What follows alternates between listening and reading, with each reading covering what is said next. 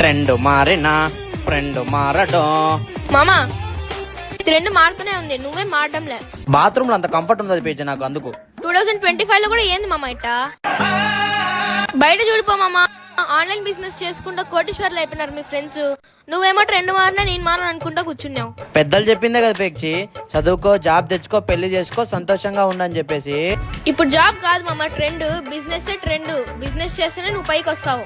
1950లో plastic, 1960లో oil, 1970లో automobile, 1980లో కంప్యూటర్, 1990లో టెలికమ్యూనికేషన్, 2000లో ఇన్ఫర్మేషన్ టెక్నాలజీ, 2010లో నెట్వర్క్ మార్కెటింగ్, ట్రూ ఈ-కామర్స్. ఇప్పుడు ట్రెండ్ ఏందో తెలుసా? Direct selling. ఈ మాట నేను చెప్పడంలే, పెద్ద పెద్ద బిజినెస్ అనాలిస్ట్, సెలబ్రిటీస్, సీఎంలు, పిఎంలే చెప్తున్నారు.